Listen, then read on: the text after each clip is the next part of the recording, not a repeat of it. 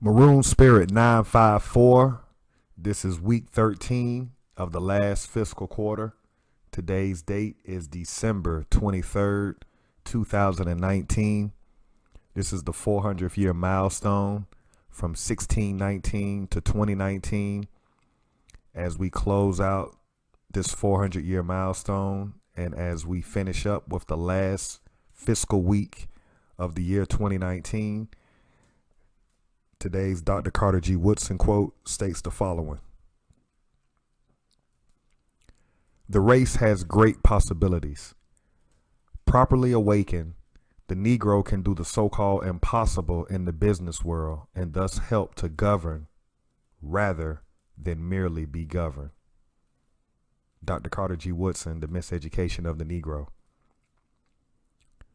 The black inventor, Mr. George T. Sampson, invented the clothes dryer. Federal patent number 476416, June 7th, 1892. Definitions: school, any institution at which instruction is given in a particular discipline. Education, an enlightening experience. American, noun, a native or citizen of the United States. Descendants, one who follows in the bloodline of an ancestor, either lineally or collaterally. Slavery, a situation in which one person has absolute power over the life, fortune, and liberty of another. Treaty, an agreement formally signed, ratified, or adhered to between two nations or sovereigns. Reparations, the act of making an amends for a wrong. Maroon historical points. Point 1. Their black skin made them easy targets to identify, so black became a badge of bondage. Point 2. Were Maroons and black Americans escaping slavery or breaking the law? Point 3. Outlaw slave colonies were called Maroon colonies. Point 4. Maroon leaders were first and foremost military officers. Point 5. Maroons paid a small agricultural tax to be used for common defense. The 12 steps of recovery for the American descendants of slavery. A 13-week practical program of action for each American descendant of slavery. Step 1. Learn about the estate or estates your family originated from. Step 2. Who established that estate? Step 3. What nation and confederacy had jurisdiction over that area prior to the European? Step 4. Ask all nonprofit organizations you attend what's your position on reparations. Step 5. They either support it or they don't. No support, no money. However, if they support it, then immediately children and adults need weekly classes free of charge about steps 1, 2, and 3, and field trips to ADOS landmarks in that city, county, and state. Step 6. Don't support European holidays for the remainder of the year. Step 7. Avoid spending money with any small business that doesn't hire your people. Step 8. All businesses need operating cash. Spend money with American black businesses. Step 9. All other groups rely on our energy and operating cash to survive. Set the trends of making other groups follow our lead and support our clubs, services, products, and entertainment. Step 10. The United States government is bankrupt. The Federal Reserve prints money, i.e. quantitative easing. It also burns money, i.e. quantitative tightening. The U.S. dollar hasn't been backed by gold since Richard Nixon in 1971. The government operates off the full faith of its citizens to pay debt and taxes. American descendants of slavery no longer have faith in the United States government. This is why financial support will be altered, stopped, and redirected. Step 11. Teach your kids 1 hour a day about their history on this land. Subsection A. Have them learn about a black inventor. Subsection B. Have them know about our heroes. Subsection C. They should know the European that conquered the estate you live in. Subsection D. They should know the nation of people prior to European invasion, militarily and culturally. Step 12. Practicing these steps will educate us on the land we're claiming, America, and attaches us to the history and laws of the United States government. Every estate American descendants of slavery live in should have steps 1, 2, and 3 advertised via social media, radio, and newspaper. This in 13 weeks, one fiscal quarter, will bring us together for our common cause. All right, so this is it. This is week 13, and we have gone through the last fiscal quarter. We've gone through Halloween. We've gone through American Holocaust, which is known as Thanksgiving. We are approaching the winter solstice. Look those words up. Winter solstice. That's what's about to happen on December 25th. That's astronomy. That's math and science. That has nothing to do with a belief system. You call it Christmas. The world knows it as winter solstice. And we have the new year coming up on January 1st. But stop and ask yourself, everybody doesn't celebrate January 1st as the new year. China has their own new year, right? Different nations on planet Earth celebrate different days for New Year. So when we talk about being under military occupation, understanding American history, more importantly, Black American history, we can no longer be in denial going into year 1 after year 400. So what I want to do on this last fiscal week video, I'm going to tap into step 10. And step 10, of course, addresses the money. We've talked a lot about the history. We now know that there were 100 years worth of wars, specifically in the southeast area of North America. They're known as the Seminole Wars, and they're also known as the Gullah Wars. We now know that the Underground Railroad definitely went south. And although we pay much respect to Harriet Tubman because that's the only person we were schooled to know about in relationship to the Underground Railroad, we now are aware that that Underground Railroad was extremely out of control based upon European military war records, that we were holding Florida down and we were never defeated. The Seminole Nation came to terms to move west of the Mississippi River. Everybody didn't go west of the Mississippi River. A lot of our ancestors stayed in that southeast region, Florida, Georgia, Mississippi, Alabama, Louisiana. A lot of us didn't leave. That last Seminole War never ended. We also understand what Abraham Lincoln did and didn't do. We're aware of the Dawes Act of 1887, how European culture was imposed on us through Congress, through the legislative branch. And so in order for me to talk about money, we got to deal with some common sense reality. We're coming up to the end of the year, 2019, and a lot of people are spending a lot of money right now. So what I'm going to do is I'm going to go in denomination. Each promissory note that you're accustomed to spending, I want the American Black to understand that when I say we're under military occupation, if you take nothing else from these videos, understand we are under military occupation and we are prisoners of war because we're the only group of people that do not have a treaty. We do not have our own nation, and we do not have our own constitution, legislative branch, or judicial branch. And so therefore, we do not do trade with other nations on planet Earth We are a strictly consumer base. So let's get into the dollar bill. Take a dollar bill out and look at it. And the face, the European face that you're going to see on that $1 bill is George Washington. George Washington was a commander-in-chief of the Continental Army.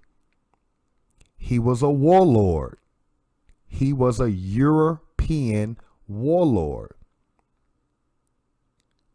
So while you walk around with a negative energy under the United States government, understand that Europeans are empowered every time they spend $1 because they're looking at one of their conquerors that conquered this land. Look at a $5 bill. Abraham Lincoln is on the $5 bill. Abraham Lincoln was a lawyer who legally placed American blacks in the basement of the social construct called the United States government. Our options were to fight for the government in the Civil War or labor faithfully for reasonable wages. So he locked and boxed us legally. He's the only non-military person on United States government Federal Reserve notes. But Abraham Lincoln plays an important part in United States history, especially when it comes to Black American history, because he locked you out of an ownership class.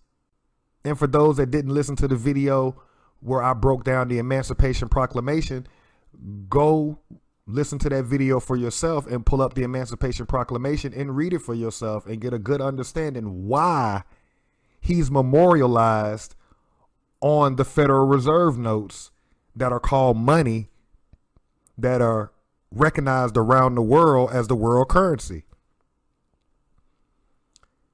The $10 bill. Alexander Hamilton was a major general in the Army, second in command to George Washington, and the first Secretary of the United States government. Here's another European warlord. He was a warlord out of the Army. So we have the $1 bill, the $5 bill, the $10 bill. We got 2 European warlords and 1 European lawyer. The $20 bill, the most despised out of all the denominations of promissory notes under the United States government. And on the $20 bill is Andrew Jackson. Why is Andrew Jackson the most despised? Well, if your bloodline originates in Georgia, South Carolina, Florida, Alabama, Mississippi, he's public enemy number 1. Andrew Jackson was a major general, led campaigns against American blacks in Florida, aka the Seminole Wars, or some people call it the Gullah Wars. He made it on the $20 bill. Here's another European warlord. The $50 bill. Ulysses S. Grant was a colonel in the United States military, another warlord. The $100 bill. Benjamin Franklin was a commander in the military and wrote the bill creating a militia. So not only was he a military warlord, he also created the bill for the militia. So when you hear about the Minutemen, you hear about the Patriots, when you hear about the Tennessee Volunteers, when you hear about all these different historical names that Europeans recognize, understand those were our enemies, because those militias, if the army couldn't get there quick enough, then it was those citizens, it was that militia that would organize and come against us. And so it's the same thing in today's society. It's just that you don't know your history, so you take everything as racism, American black. You look at everything like, oh, they're racist. They're racist. They're really not racist. They just understand the government that they live under, and they understand American history. In order to preserve our military conquest on foreign land, this is par for the course. We're going to have citizens that are willing to take up arms if Congress tells us to continue to occupy foreign land. Period, point blank. Get real with it. Put your Bible down, put your Quran down, put all your religious texts down, and let's deal with history on this land. The one that your bloodline is dying on, and the one that you'll probably die on, and the one that you'll have kids on. Learn about this land and understand how this government works. While we're complaining about it, we're complaining because we don't understand how it works. Because if you understand how something works, you'll do the action to fix it. And last but not least, the $2 bill. Thomas Jefferson was a colonel in the military. So every time you pull out a Federal Reserve note, which you call money, flow, cheese, the bag, whatever you want to call it, when you pull that paper out of your pocket, 9 times out of 10, you're pulling out a European warlord who killed your ancestors to conquer and currently occupy this land. The only person that you can pull out of your back pocket and grab what you call money or Federal Reserve notes or fiat currency and spend that wasn't a warlord was Abraham Lincoln. But Abraham Lincoln put you in the legal construct within society to labor faithfully for reasonable wages or pick up a gun, learn how to kill, and kill for the same government that enslaved you. That's what it is. That's what we are. In 2019, completely occupied, completely dominated. And you wonder, I don't even believe Europeans are racist. If you understand American history, they're not racist. They're just honoring their ancestors. How are they honoring their ancestors? They put their ancestors on their money. There's no preachers on their money. No, warlords are on their money. Let me say that again. They didn't put religious leaders on their money. They put warlords and one lawyer on their money. Maroon historical point number 4. Maroon leaders were first and foremost military officers. The leaders that are honored under the United States government were military officers, except for one lawyer, Abraham Lincoln. Now turn around and look at Black American society. We honor religious leaders, not military leaders. We don't honor John Horse. We don't honor Chief John Horse or Chief Billy Bowlegs or Chief Wildcat. We don't honor any of our fighters. We don't honor any of our warlords. We're the only group of people on planet Earth that do not honor military leaders. Every group of people have military leaders as their guiding force. We're the only group of people that don't have military. We don't even honor our military leaders. It's one thing to not have a military leader currently. It's a completely, entirely different thing when you don't even honor your former military. Why? Because you were told that everybody was slaves. So you feel like your history is not worthy, yet all the inventions that were mentioned in these 13 weeks are things that we use today. And I post a challenge for anybody who's listening to this video. Since everything comes from Africa, find me the person or people who invented all the inventions that were cited in America. Find me the person that invented the dryer in Africa.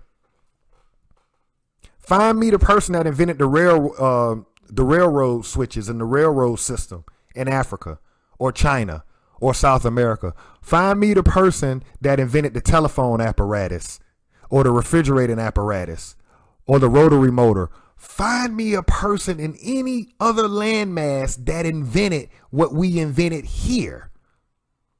That's my challenge. to anybody who listens to these videos. Since we giving credit to Africa and we giving credit to all these other land masses for their intelligence, there has to be a record under another nation's government where there was an inventor prior to what we invented over here.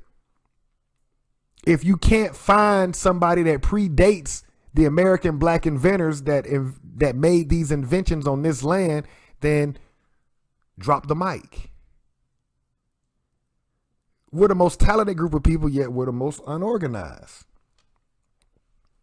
So all of the fiat currency, all of the Federal Reserve notes, all of the money that you spend under this government, all of it except for the $5 bill has a killer on it. That's all a military officer is. He's a killer. He's a professional killer. He knows how to go to foreign land, size up the people on that land, and kill in order to occupy the land. So, going into year 401 or 2020, let's get real with the reality. They honor their killers, as they should, because they conquered the richest land on planet Earth. The richest land is not Africa.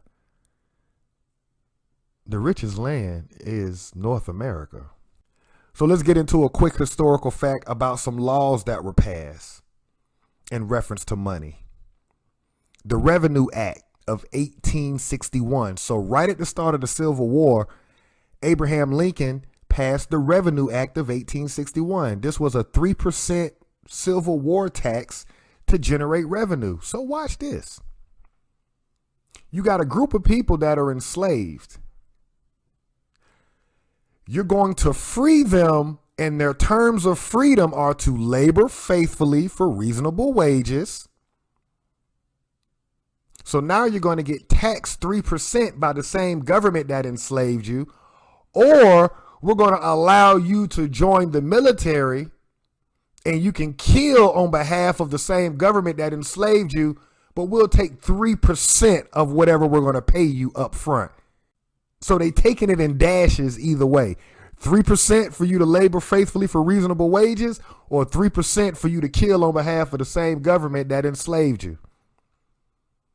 And a lot of us have ancestors that served in the military, but it still doesn't negate the fact that that was mind control. You a third-class citizen, but you're fighting for a government that has you as a third-class citizen, but you're willing to die for that government, even though you don't get the same rights and benefits as Europeans under that same government. Makes no sense, but we do it. Jackasses. The Dawes Act of 1887 destroyed American culture and society and made Americans Europeans. I talked about this in the last video. Congress passed an act called the Dawes Act in 1877 to make you a Christian. Period. Point blank. End of discussion. Legislation was passed, and in time, they forecasted that generations down the line, we won't ever have to worry about a revolution from this group of people or what we call Native Americans. We won't have to worry about American blacks giving us a problem, and we don't have to worry about Native Americans giving us a problem. Why? Because we're going to deculturalize them. We're going to take away their religion, and we're going to make them black, brown, and red Europeans. The Curtis Act of 1898 amended the Dawes Act to apply to the 5 civilized tribes and destroyed their government, tribal courts, and stole 90 million acres of land. So the Dawes Act of 1887, it applied to all the nations except for the 5 civilized tribes. So the 5 civilized tribes thought they had it going on. They thought they were exempt from what the United States government was doing. And then they came back 9 years later and amended the Dawes Act and came out with the Curtis Act of 1898. And what that did was destroyed their government, their tribal courts, and stole 90 million acres of land. 1913, the General Education Board was created by John Rockefeller. So we can see the timeline. We're going to take your religion in 1887 and we're going to take your culture. By 1898, we're doing it to all Native American nations. We're taking your language, we're taking your culture, we're taking your belief system, we're taking your traditions. We're going to impose on you European culture, European religion, and European traditions. And then in 1913, we're going to come out with a general education. We're going to teach you generally about European history. And we're going to just completely negate your history.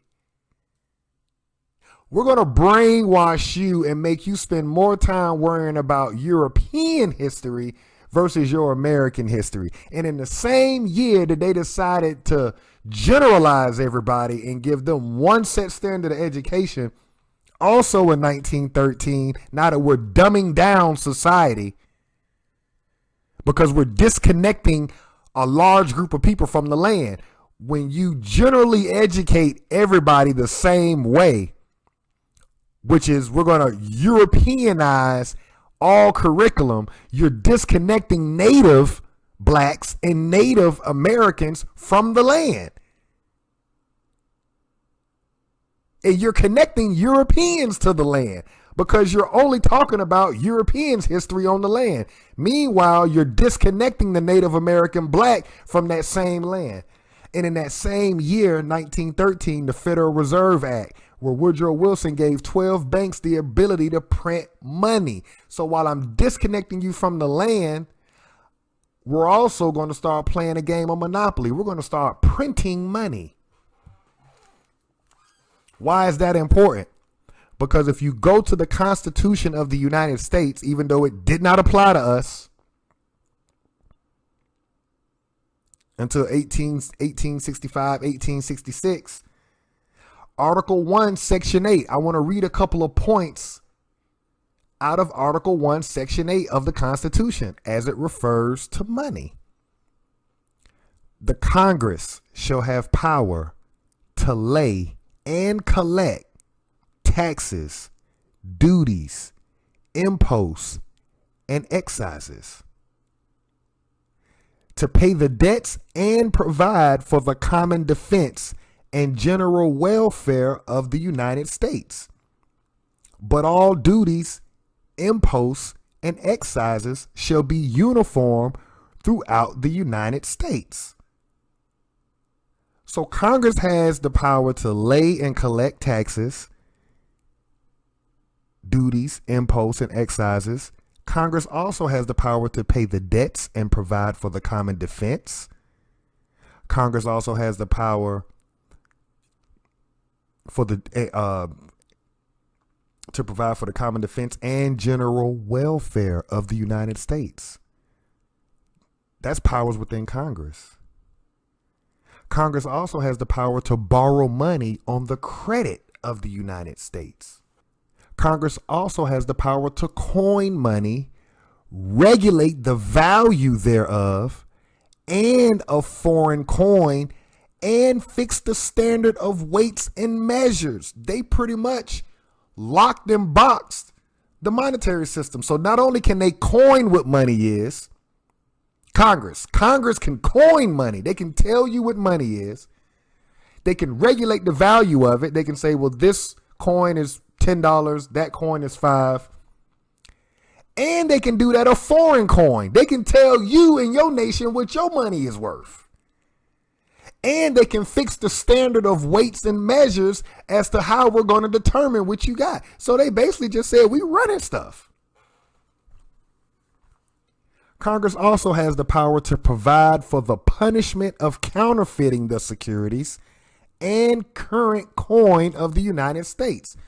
So not only do they set the standard of weights, not only can they coin money, not only can they regulate the value of it and a foreign coin, they also can punish you if you counterfeit the current coin of the United States. So we clearly see that Congress is supposed to be or Congress has the power when it comes to money. But if Congress has the power over money, then how in 1913 did the Federal Reserve Act get passed by Woodrow Wilson, which gave 12 banks the ability to print money? I thought Congress has that power. But see, they dumbed you down with the general education system. This goes for the European too. Now keep in mind, the American black is underneath the social construct called the Constitution of the United States at this particular time under the United States government history. But the European coming from peasant status from Europe, he got locked and boxed as well. Because they went around your Constitution. They generally educated everybody in 1913. And once they dumbed down society, then they said, you know what? We're going to give 12 federal banks the power to print money, even though Congress is supposed to have all the power when it comes to money. Now I want to throw in a different note. And this jumps back to understanding our history as American blacks. When I was going over the Seminole Wars, when you hear the term patriot, Tennessee volunteer, militia, I added these points in. Congress also has the power over the militia. And I just want to throw this in. Congress has the power to provide for calling forth the militia to execute the laws of the Union, suppress insurrections, and repel invasions. See, the European understands in order for him to occupy North America militarily, not only does he have to have a military and a navy, he also has to have everyday citizens that are ready to take up arms at the orders of Congress. So when you have riots or uprisings or riots going on and the National Guard cannot get there in a timely manner, guess who Congress can activate? The militia. So when the police get there, if it's too much going on for the police, and if they feel like it's serious enough to get the National Guard involved, they can pick up the phone and make one phone call and call the militia. And it could be your neighbor with an AK-47 in the house. All of a sudden, he's fighting to preserve military occupation under the United States government on the land known as North America. Congress also has the power to provide for organizing, arming, and disciplining the militia, and for governing such part of them as may be employed in the service of the United States, reserving to the states, respectively, the appointment of the officers. So the state can appoint the officers, but Congress has the power to organize you. We're going to show you how to organize as a militia, arming you. We're going to provide you weapons, ammo, and everything you need as a militia. Congress has the power to do that. And disciplining you. We're going to show you what order looks like. So Congress basically fronts the militia. The state gets the right to choose who's going to be the officer and the authority of training the militia according to the discipline prescribed by Congress. So the state appoints the officer, and the state has the authority of training the militia according to the discipline prescribed by Congress. So Congress lays out how the discipline needs to take place. The state just makes sure that the operation is actually carried out. So my question to the American black in 2019 going into 2020, why don't we have our own militia? See, the problem is a lot of us are still stuck up under the Emancipation Proclamation. You feel you're still locked in box. You're not. Why don't we have our own militia? We don't have to pay for it. Congress pays for this. Congress has the power to provide for organizing, arming, and disciplining the militia, and for governing such part of them as may be employed in the service of the United States, reserving to the states, respectively, the appointment of the officers, and the authority of training the militia according to the discipline prescribed by Congress. Why don't we have our own militia? Because we're too afraid to file paperwork. See, that's one thing where me and the Negro tradition, when I say I'm pouring gasoline and I'm burning the Negro tradition, I don't think like that. If a group of Negroes are saying what we can't do, immediately I start doing the research on what I can do. If you want to get ahead in society, all you got to do is do the opposite of what the average Negro does, because the average Negro is a jackass. You celebrate all other people's holidays but your own. We complain about the government, yet we're too afraid to petition and organize ourselves and let the government fund our own organizing. We can have our own militia funded by Congress. The only thing the state would do is appoint the officer and oversee the operation of the discipline. But that costs us nothing. It beats marching and praying. So when we talk about a new mindset, why not jump off the porch? You jumping off the porch, going and doing 10, 15, 20, 30 years, life plus 40 in prison. So why not jump off the porch and go down to your local city, county, or state office and file whatever paperwork, or to your federal court, file whatever paperwork you need to file to start a militia? What's so hard? I'm going to share a secret. These public servants really do work for us. And I'm speaking from personal experience. You just got to have the nuts to exercise them. Turn off your TV. Go down to your local city, county, or state municipality and file documents. That's their job. We can have our own militia. All we have to do is follow the procedure. But what we like to do is get all up in arms, and, you know, they like to throw around radical terms, which you'll never hear me use that term, but y'all know the term that I'm talking about. When it refers to Europeans, there's this term that they like to throw around, and I don't subscribe to that term. No, they're just exercising their government. They're actually taking time to learn about the government that they're under. What we like to do is complain. So I wanted to throw those points in there about the militia. Congress is over militias. And you've got militias probably in every state being funded by the federal government. Why can't we have the federal government fund our own militias?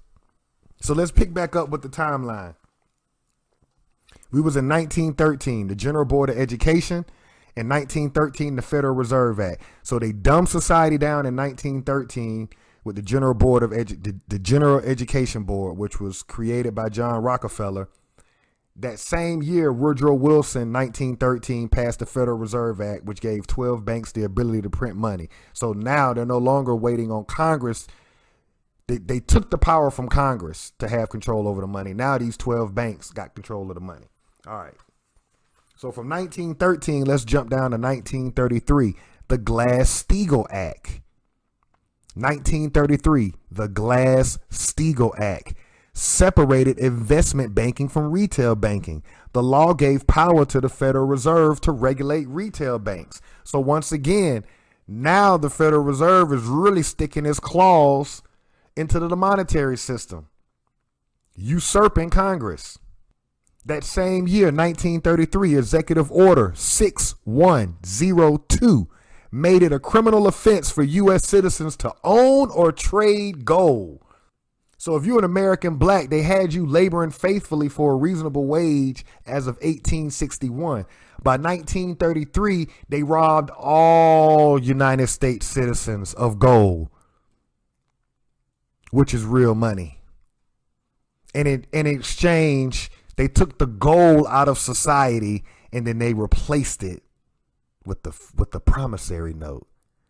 So the government stole the money and then gave you a IOU to pay the citizens back. 1933. 1971. The gold standard ended. Richard Nixon changed the dollar-gold relationship. So they take all the gold from society in 1933. By 1971, and is it a coincidence that that's during the Civil Rights era? Right when blacks got their civil rights? Because remember, the Seminole War never ended. That third Seminole War never ended, right? So now in 1965, 1966, the federal government says, all right, we'll be civil with you. And then shortly after that, Richard Nixon says, you know what? We gotta sever the relationship between the United States dollar and gold. And as of today, December 23rd, 2019, the United States government operates on a fiat currency regulated by the Federal Reserve. It's not regulated by Congress, people. Let me say that again. December 23rd, 2019, the United States government operates on a fiat currency regulated by the Federal Reserve. Fiat money is backed by the full faith and credit of the United States citizens. The United States government is bankrupt, people. The monetary system that the United States government uses is not backed by gold. It's backed by the citizens. The people have become the collateral. As long as you stay dumbed down and you get up every day and go to work for a debt note, the machine keeps turning. What part of this don't you understand? Congress is supposed to have power over money. That changed in 1913, where the banks took control of the money, not Congress. Then in 1933, they made it illegal for United States citizens to have gold, which was money. And in turn, they started issuing you dollar bills. It was backed by gold, but they took the real gold from the citizens. So they took gold and gave you certificates of gold, pieces of paper in replace of gold.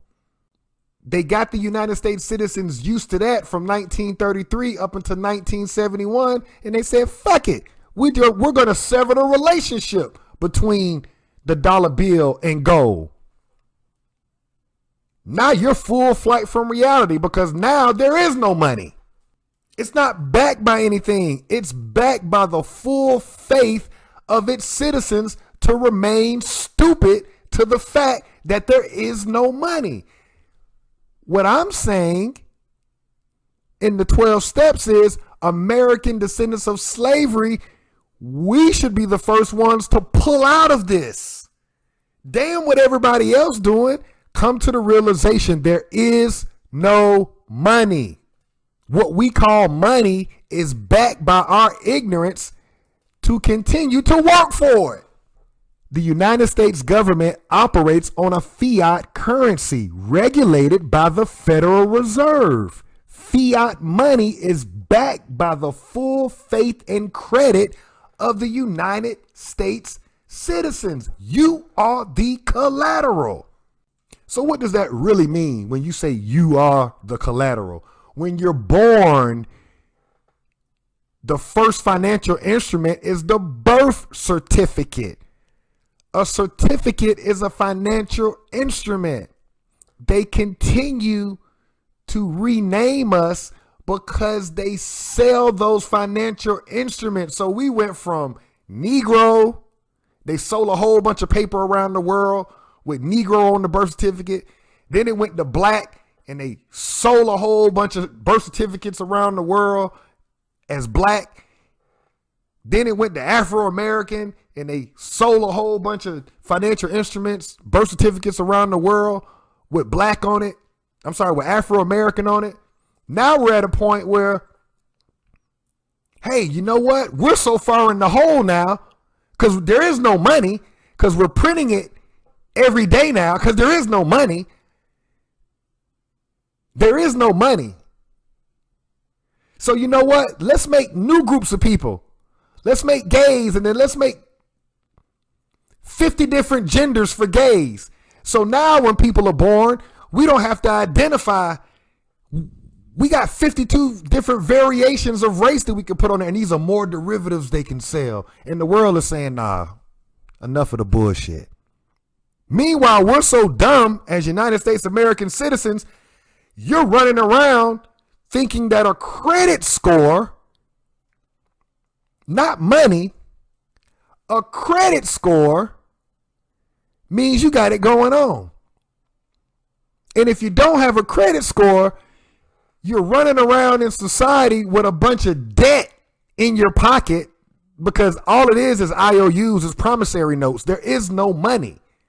It's only money under the United States government system as of December 23rd, 2019, as long as you believe it is, even though in reality it's fiat currency. It's backed by your stupidity. As long as you got faith that it is money when it ain't money, the system keeps rolling. The minute that you say, wait a minute, I want to get paid in universal money, gold or silver, the whole Ferris wheel stops. Meanwhile, you don't own anything. We all living in a state. A portion of your taxes go to the trust lot, especially if you're in the state of Georgia. A portion of your estate, a portion of your taxes in the estate known as Georgia is going to a religious entity, and then the other portion is going to the trust. Meanwhile, you own nothing and you work for something that has no value. The only value that it has is your ignorance to think that it has value. So I'm going to close with this. I want to go back. Article 1, Section 8 of the Constitution. Congress shall have power to lay and collect taxes, duties, imposts, and excises, to pay the debts and provide for the common defense and general welfare of the United States, to borrow money on the credit of the United States, to coin money, regulate the value thereof and of foreign coin, and fix the standard of weights and measures. That's the United States Constitution. 1913. 1913, the Federal Reserve Act. Woodrow Wilson gave 12 banks the ability to print money. Goddamn. So who's in control of the money? Congress or the Federal Reserve? This ain't rocket science, people. 1933, the Glass-Steagall Act separated investment banking from retail banking. The law gave power to the Federal Reserve to regulate retail banks. What happened to Congress? 1933, executive order. This is coming directly from the executive branch, which is where the president resides. 1933, executive order 6102 made it a criminal offense for U.S. citizens to own or trade gold. 1971, the gold standard ended. Richard Nixon changed the dollar-gold relationship. December 23rd, 2019, United States government operates on a fiat currency, regulated by the Federal Reserve, not by Congress. Regulated by the Federal Reserve, not by Congress. Regulated by the Federal Reserve, not by Congress. Fiat money is backed by the full faith and credit of the United States citizens. Fiat currency is backed by your ignorance to work for something that has no value. The only value it has is that your dumb ass think it got value. With that being said, I want to pat myself on the back. There's a lot of things that was displayed in this 13 week. The same way that I did this project, I never asked for a like. I never asked for a subscription. I didn't do this for the money. I did this because if a Native American, if a Native Black American on this land can take time and share historical truths about the history of the United States government and American history on this land, and your school teachers aren't teaching you this, or your politicians aren't talking about this, or none of our so-called Native Black leaders are talking about this, that just shows you the state that we're in as a group of people. It's not how you start, it's how you finish. I could talk about a lot of things that went on the last fiscal quarter of 2019, but you know what? The goal is the most important thing. It's not the other things that happen. We make stuff happen. the business class, the entrepreneurship class in society. We make things happen. We're going to be the ones that's going to turn our group around. Not the preachers, not the pastors, not the politicians, the go-getters. We the ones that's going to have to turn it around. Everybody else bullshitting. You're getting hustled. You're getting hustled. Take time and feed yourself and learn about what's going on. We all got to do it. And with that being said, we are the gods.